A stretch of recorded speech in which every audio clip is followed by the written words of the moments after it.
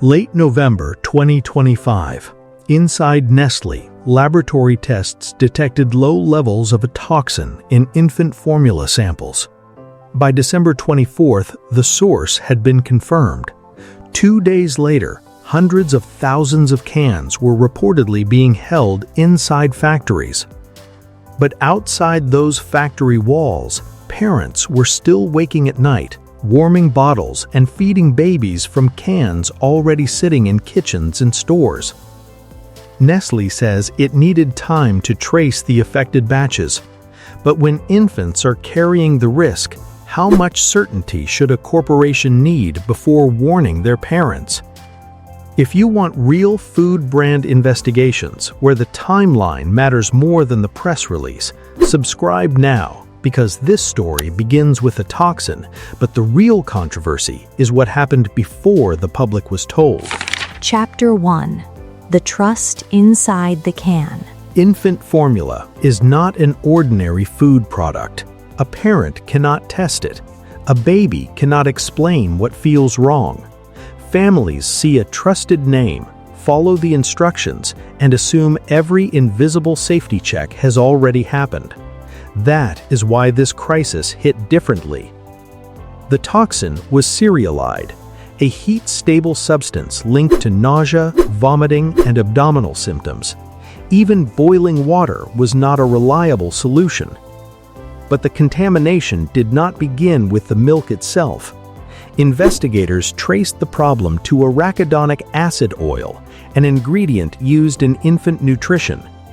One invisible ingredient had entered a global supply chain, and suddenly this was no longer one factory's problem. Chapter 2. The Supplier Nobody Saw. On supermarket shelves, Nestlé, Danone, and Lactalis look like competitors. Behind the labels, multiple manufacturers had exposure to an ingredient linked to the same supplier. That is the uncomfortable reality of modern food production. Brands compete in public, but privately they may depend on the same invisible source. Nestlé could argue that the contamination began outside its factories. Parents could answer with one brutal point. They did not buy from the supplier, they bought Nestlé. The supplier may have produced the problem, but the brand name carried the promise. And once Nestlé detected a warning signal, that promise became a test of speed, transparency, and responsibility. Chapter 3. The Dates That Changed the Story. Follow this timeline carefully. Nestlé said it first detected low CEREULIDE levels in late November. On December 24th, it confirmed that an oil blend containing arachidonic acid oil was the source. By December 26th, Radio France reported that 838,000 cans were being held back at production sites. Nestlé notified the supplier on December 29th. Testing continued until January 3rd to determine the scale of the problem. Wider public recalls began January 5th. Nestlé says this process was necessary. Assess the danger, trace the ingredient, identify the affected products, and avoid spreading inaccurate information. But critics saw something different. Inside factories, products were already being stopped. Outside factories, cans already sold could still be inside homes. A quality control problem had now become a disclosure problem. Chapter 4. The Alleged Silent Withdrawals. Then came the accusation that made the crisis darker. A joint investigation by French, Belgian, and Swiss public media alleged that products were quietly withdrawn in Austria and Germany before wider public warnings. Nestlé strongly rejected that allegation. The company said it had cooperated transparently with authorities from day one, but the difference matters. Quietly removing a product from a shelf may protect the next customer. A public recall warns the parent who already bought it. So which version should the public believe? Was Nestlé responsibly tracing a complicated international supply chain? Or did corporate procedure move more slowly than the danger parents deserved to know about? Chapter 5. When dates become family stories. For a corporation, 12 days can mean testing, meetings, traceability checks, and legal review.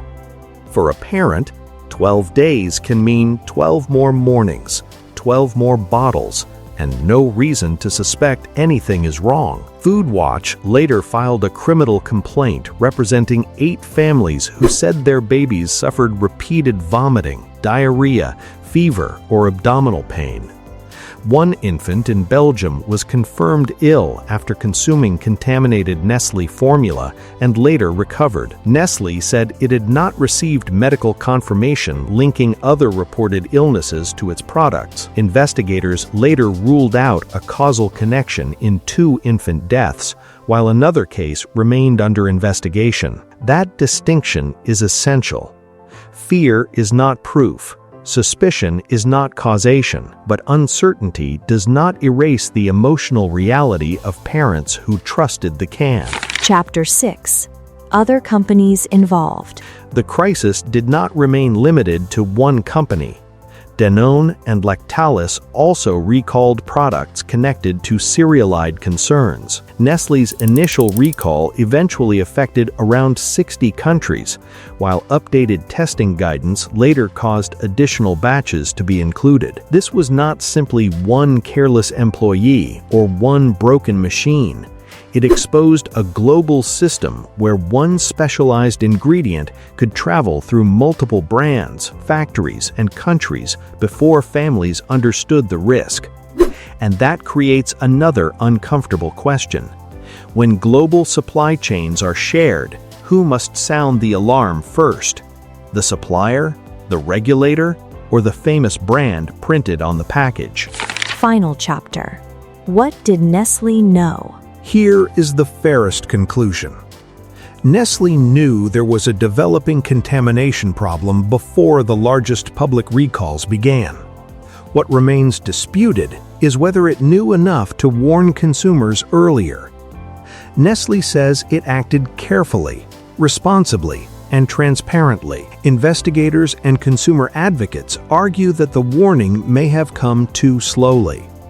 The company was searching for certainty. Parents were carrying the uncertainty. And that is why this became more than a food safety story. It became a test of who deserves protection first when the evidence is incomplete. So now, give your verdict. Was this a responsible investigation into a complex global contamination problem? Or was it an unacceptable delay involving the most vulnerable consumers imaginable? Comment below. Responsible investigation or unacceptable delay? And subscribe for the next food brand investigation, because sometimes the most important part of a corporate crisis is not what the company finally announces, it is what happened before the announcement.